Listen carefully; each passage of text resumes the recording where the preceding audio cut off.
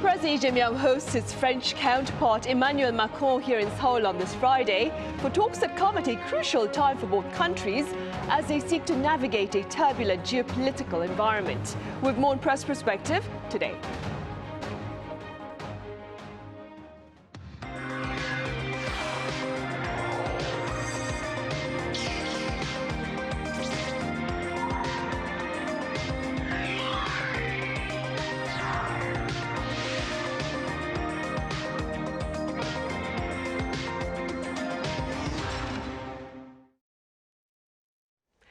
Hello and welcome to Press Perspective for this Friday, April 3rd here in Seoul. I'm Min Sun-hee.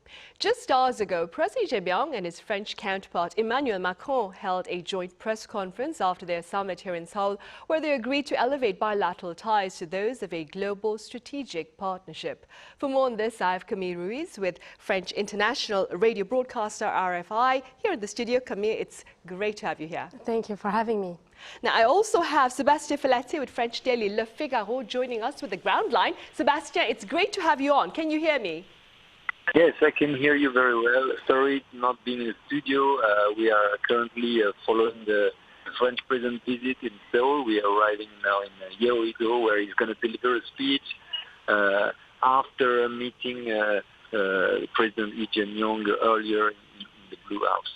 Right, indeed. Right, we'll start here in the studio, Sebastien. Just hang on right there. Camille, let's begin very quickly then with the opening remarks by President Lee Jae Myung and French President Emmanuel Macron ahead of their summit earlier this morning. Yeah, sure. So Emmanuel Macron arrived yesterday for a two-day visit. State visit. It's his first trip to South Korea since taking office in 2017. He has been re-elected after a previous term, and he's visiting for the 140th anniversary of bilateral diplomatic ties between the two countries, and the two presidents are plan to discuss cooperations in various fields, including trade, investment, culture, education, artificial intelligence, space, as well as science and people-to-people exchanges. And they had dinner yesterday, and ahead of the dinner, Emmanuel Macron paid tribute to French soldiers who died during the Korean War at the War Memorial in Yongsan.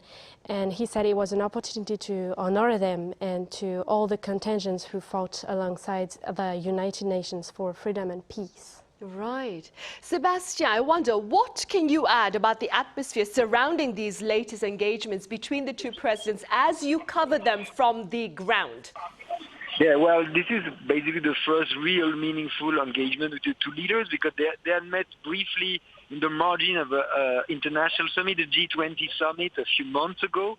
But this time is the first really sit down for the two of them, and they decided to build some trust. Last night, President Lee Jae Myung invited President Macron and his wife Brigitte for a working dinner in the pavilion in the next the Blue House, and they are a more intimate moment over a dinner prepared by a Michelin star cook.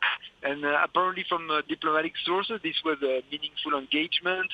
It lasted longer than expected, and the two couple, the president and the first lady, could exchange and know each other better. But they also talk about very substantial issue, including international crises like the Middle East.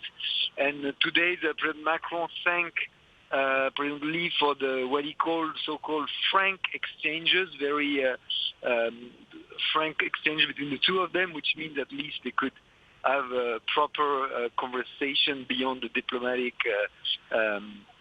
diplomatic usual exchanges. Sebastien, the two leaders also held a joint press conference after their summit today. Could you tell us a bit about that particular event and your takeaways? Yes, I was at this press conference just earlier, and this was the moment where they officially announced the elevation of the partnership between the two countries to a so-called strategic global partnership. And President Lee pledged to do more in the current environment of international turmoil.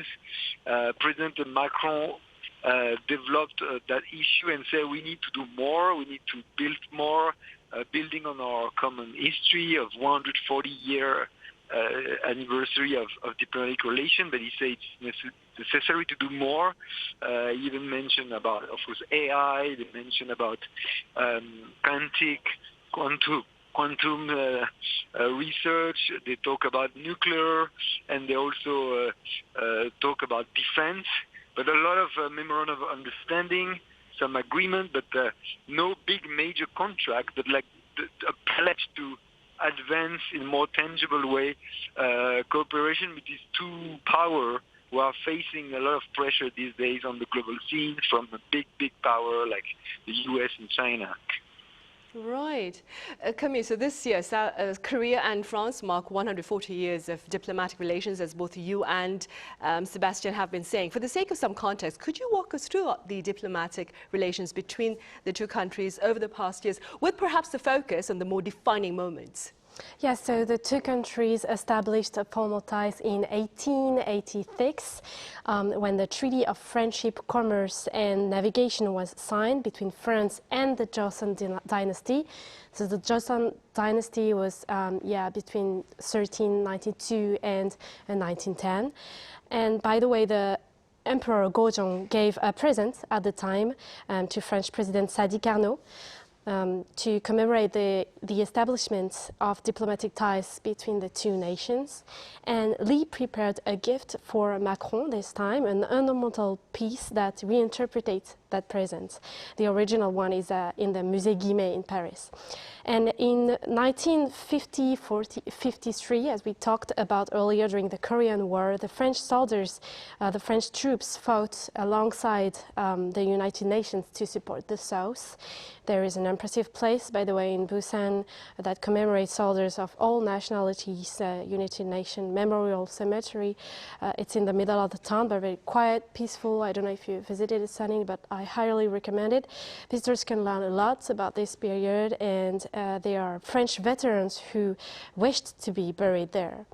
In 1965, the two countries signed the Korea-France Cultural, Technological and Scientific Agreement, which has been reinforced last years with more specific areas and methods of cooperation. And one of the best examples is the use of French technology in the KTX train, equivalent to the French TGV.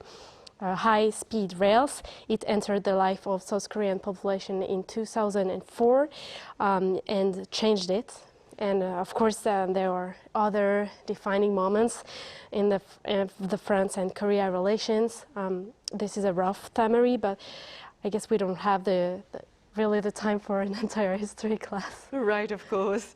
Sebastien, at present, in light of the fresh outbreak of armed conflict in the Middle East and the ongoing Russian aggression against Ukraine, defense discussions, as you mentioned earlier, appear to have become a crucial part of summits among global leaders.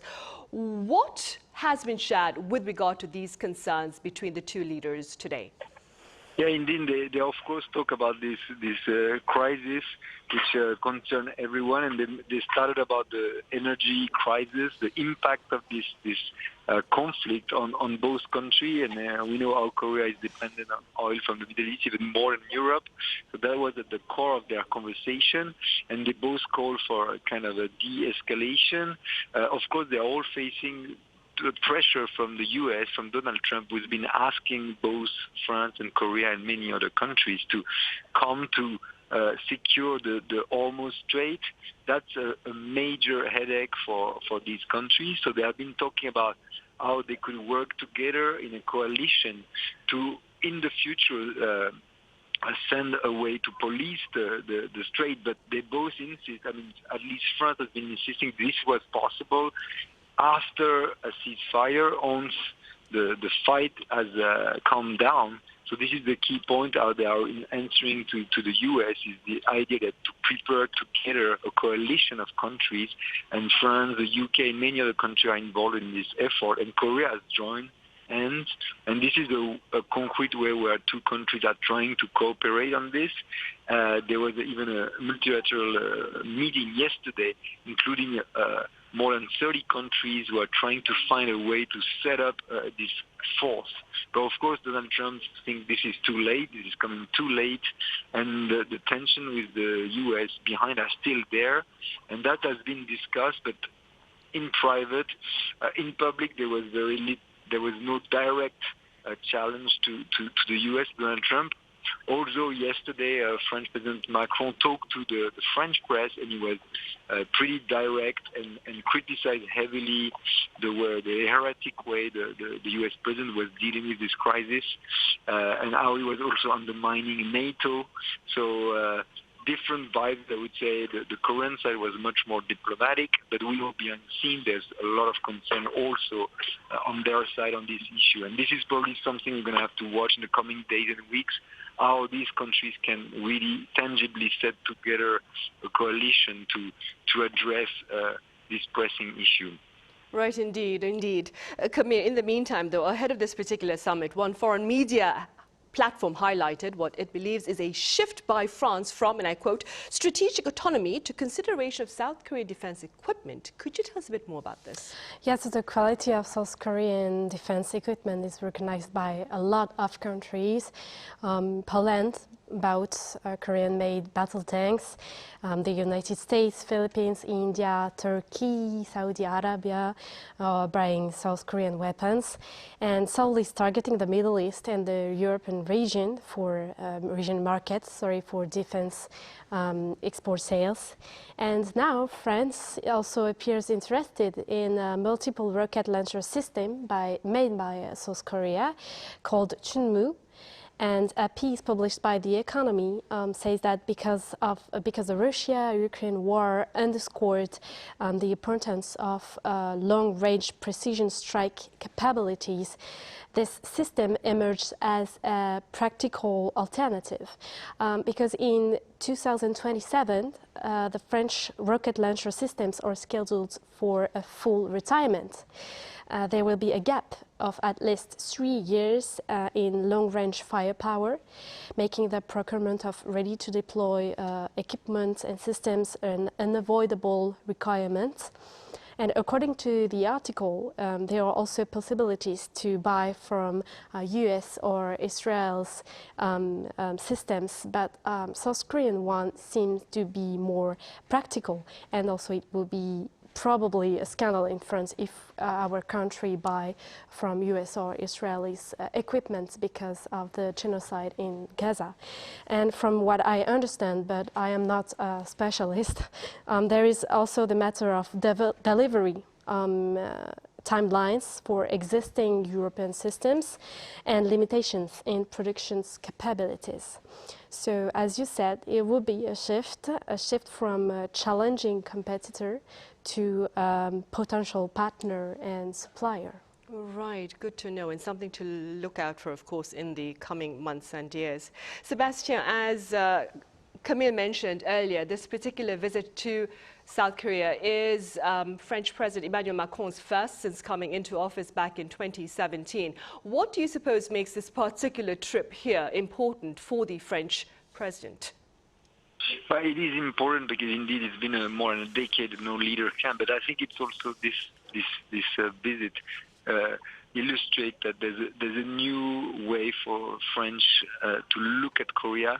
I would say that 10 years ago, 15 years ago, Korea was not exactly on the roadmap, on the map of the French strategic thinking. And now there's a rethink about Korea, looking at it, of course, as they recognize it as a soft power in terms of cultural power, but they're also looking, as Camille said, about defense security issue.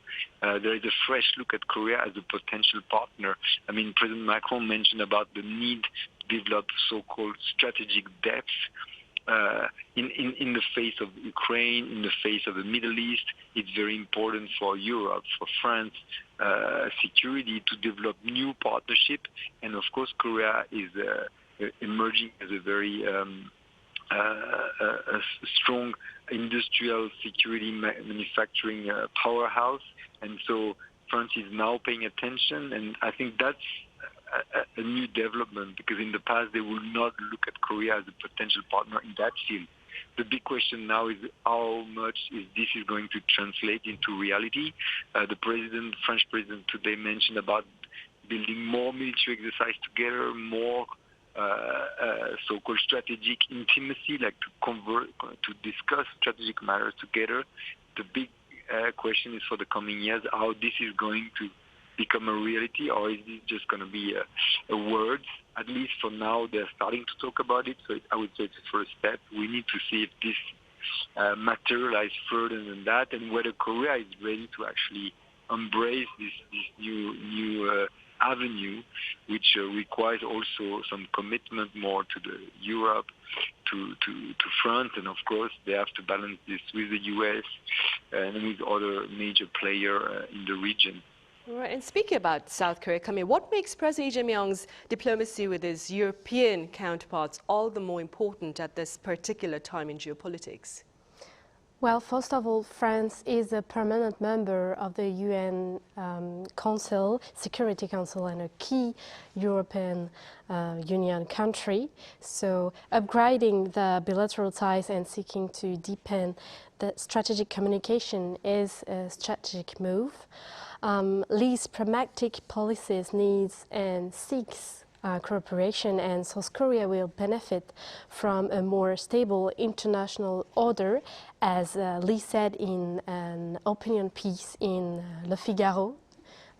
Sebastien media outlet, right? That was published back on Thursday, right? Right, one day ahead of right.